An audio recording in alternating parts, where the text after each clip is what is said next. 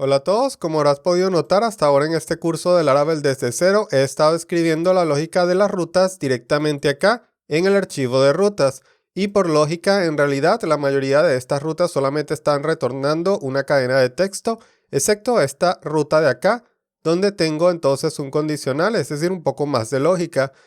Sin embargo, como puedes ver, nuestro archivo de rutas ya no se ve tan limpio y como podrás imaginar, en un proyecto más complejo, este archivo podría llegar a este ritmo a tener cientos o hasta miles de líneas de código. Además, nosotros estamos utilizando un framework con la idea de organizar mejor nuestro proyecto, no de escribir toda la lógica en un solo archivo, ¿cierto? Para solucionar este problema, muchos frameworks como Laravel incluyen una capa llamada controllers o controladores, los cuales son básicamente un mecanismo con el cual vamos a poder agrupar peticiones HTTP relacionadas dentro de una clase y dividirlas en varios métodos. Para generar un nuevo controlador con Laravel es muy sencillo, simplemente debemos dirigirnos acá a la consola y ejecutar el comando phpartisan make controller y luego el nombre del controlador. Pero antes de hacer esto voy a ejecutar las pruebas para comprobar que mi proyecto en este punto antes de comenzar a trabajar está funcionando.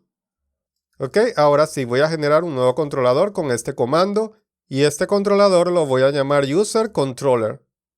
Muy bien, voy a presionar enter y luego de recibir el mensaje de confirmación entonces regreso acá al editor y podré ver que dentro de la carpeta controllers dentro de HTTP app tengo un nuevo controlador llamado user controller y aquí puedes ver que este controlador no es más que una clase de PHP.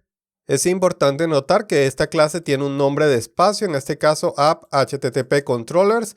Los nombres de espacio que vas a ver acá en el proyecto de Laravel dentro de la carpeta app siguen la convención o el patrón PSR4. Y si no tienes mucha experiencia con esto de nombres de espacio y clases en PHP, te puedo adelantar que un nombre de espacio es como el apellido de una clase. Así que podemos tener dos clases con el mismo nombre, así como dos personas, por ejemplo, se pueden llamar Pedro, pero si cada clase tiene un nombre de espacio diferente, entonces va a ser como dos personas llamadas Pedro, pero una persona va a ser Pedro Pérez y la otra va a ser Pedro Rodríguez, por ejemplo. Es decir, van a ser dos personas diferentes. Acá entonces cuando nosotros trabajamos con Laravel, los nombres de espacio generalmente van a emular la estructura de directorios. Si comenzamos con la primera parte del nombre de espacio, en este caso app, que va a representar clases dentro de la carpeta app, y luego cada parte del nombre de espacio va a representar entonces un subdirectorio. Y esto lo podemos ver en el archivo de configuración composer.json. Recuerda que nosotros utilizamos Composer para instalar Laravel y también lo vamos a utilizar para manejar las dependencias del proyecto y autocargar las clases.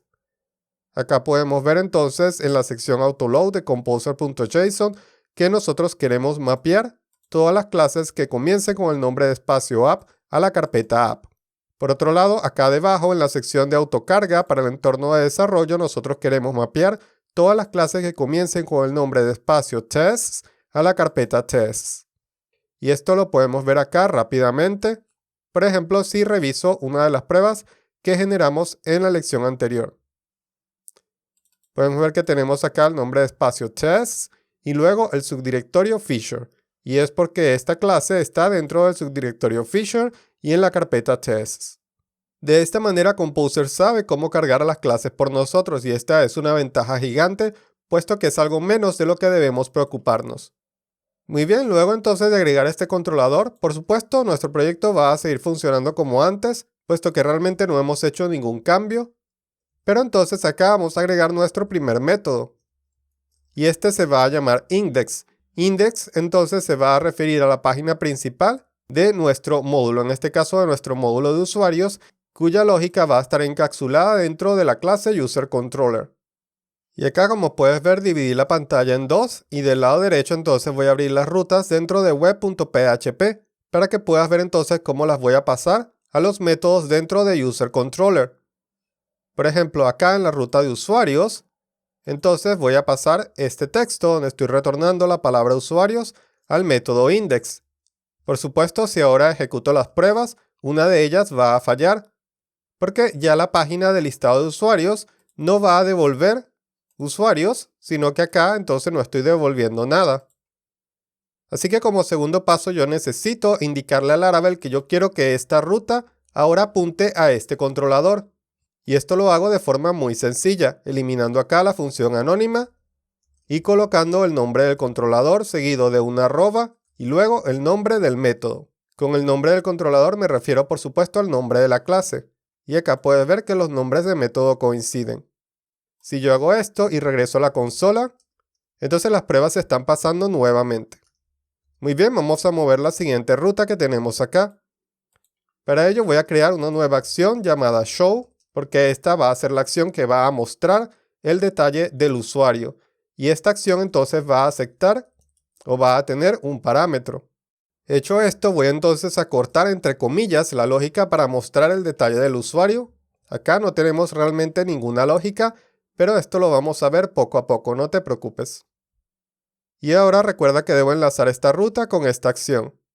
Así que acá entonces voy a eliminar esta función anónima y voy a escribir la cadena con el nombre de la clase y luego el nombre del método. Recuerda, separados por una arroba. Y la parte con la condición, acá con el método where va a quedar igual, aunque también podría por ejemplo colocarla en una línea aparte. Pero nota que ahora se lee un poco mejor, puesto que ya hemos separado la lógica de la acción para esta petición con la lógica que necesitamos para declarar la ruta en nuestro proyecto. Hecho esto, ¿cuál crees que sea el siguiente paso? Sí, en este caso regresar a la consola y ejecutar las pruebas. Y esto es importante porque yo generalmente recibo estos mensajes de ayuda, Duilio, tengo 5 días trabajando en un proyecto y ahora lo voy a ejecutar y no funciona y no sé qué sucede, ayuda por favor. En este caso las pruebas están allí para ayudarte. Si en este momento el proyecto no funciona, vas a saber que no funciona por algo que hiciste hace 1 minuto y no algo que hiciste potencialmente hace 3 días. Así que este paso, repito, es opcional, pero me parece muy importante y muy útil. Muy bien, vamos a continuar acá creando nuestra tercera acción, que va a ser otro método que voy a llamar create. Y este método entonces se va a encargar de la acción para crear un nuevo usuario, en este caso para mostrar el formulario para crear el nuevo usuario, que por supuesto vamos a llegar allá, pero vamos a avanzar poco a poco. Muy bien, y ahora voy a asociar entonces esta ruta nuevamente al controlador userController, pero esta vez al método create. Hecho esto, de vuelta a la consola, entonces reejecuto las pruebas. Nota que si yo acá cometo un error, por ejemplo acá coloco crear cuando el nombre del método le coloque create, esto podría ser un error común. Y regreso ahora acá a la consola y reejecuto las pruebas, entonces voy a recibir un error. Aunque este error no sea del todo descriptivo. Una forma de descubrir este problema de vuelta acá al editor es revisar los logs de la aplicación. Acá vamos a tener muchísima información, pero puedo limpiar los logs, luego regresar nuevamente a la consola y reejecutar la prueba.